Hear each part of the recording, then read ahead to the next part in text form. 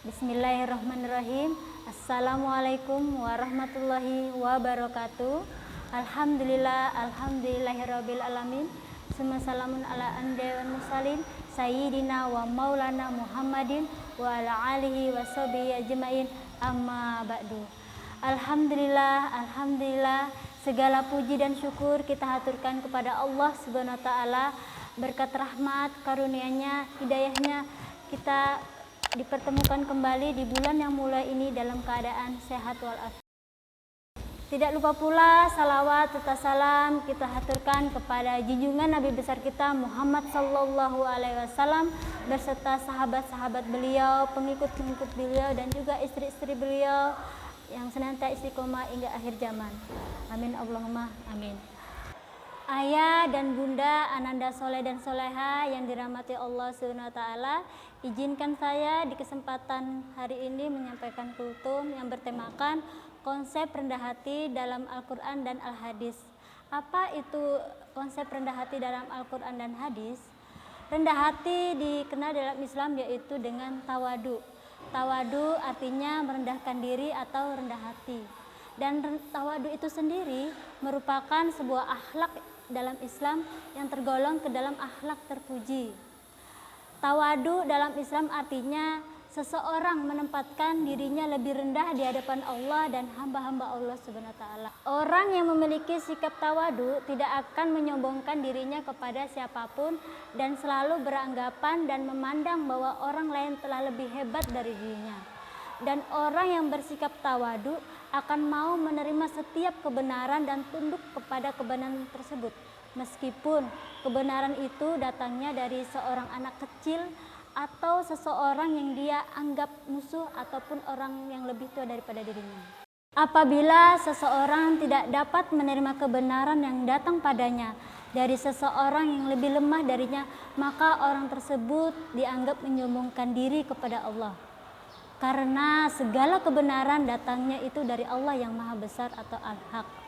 Allah Subhanahu wa taala pun telah memerintahkan manusia untuk bertawadu dan melarang manusia untuk menyombongkan dirinya di muka bumi ini. Ini dijelaskan di Quran surah Al-Isra ayat 37. Dan janganlah engkau berjalan di muka bumi ini dengan sombong.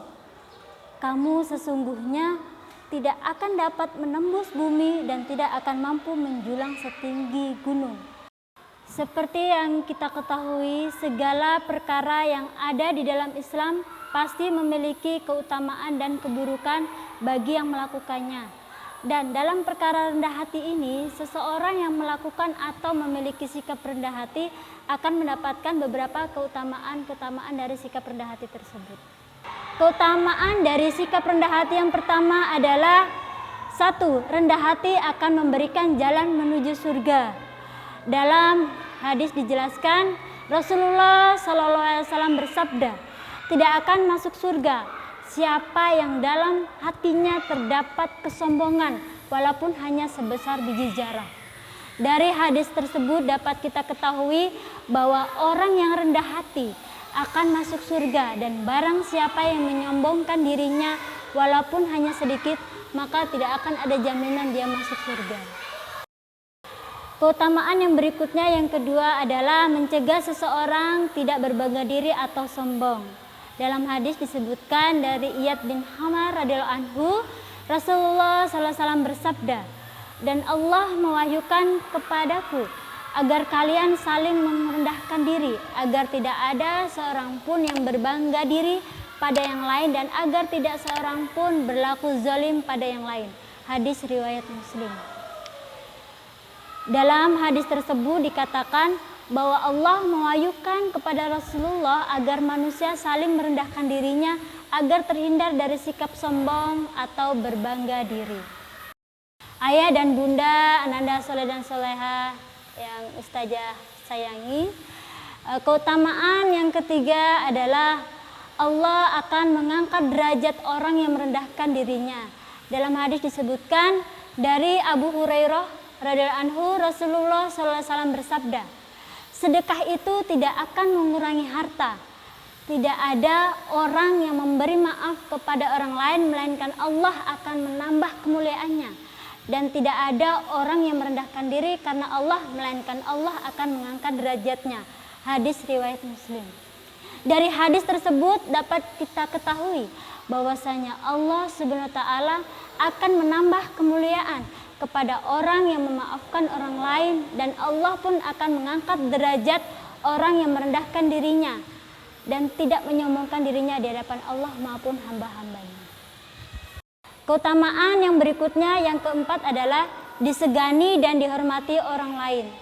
Orang akan menjadi segan dan hormat kepada kita karena tahu kelebihan kita, yaitu yang kita memiliki sikap rendah hati dan juga tidak menyombongkan diri. Selanjutnya, keutamaan yang kelima adalah disenangi banyak orang.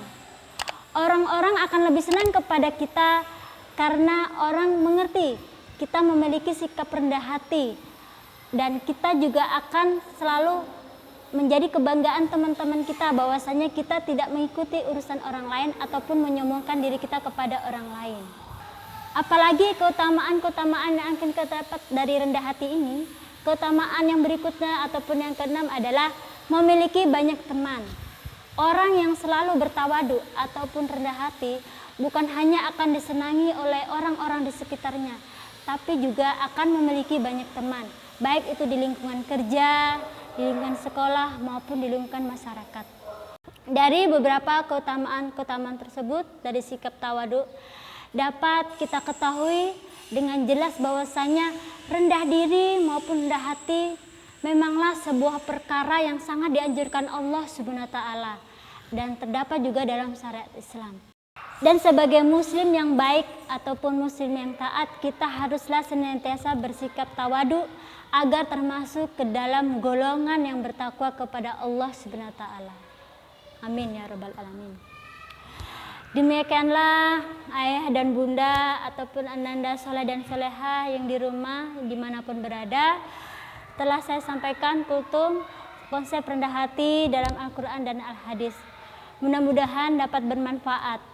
Kita berharap semoga kita menjadi golongan orang-orang yang tawadu dan senantiasa menjaga ketawaduan kita, dan kita berharap kepada Allah semoga kita termasuk dalam golongan orang yang tawadu. Demikian, kebenaran itu datangnya dari Allah Subhanahu wa taala, kesalahan datangnya dari hamba pribadi. Billahi taufiq wal hidayah. Wassalamualaikum warahmatullahi wabarakatuh.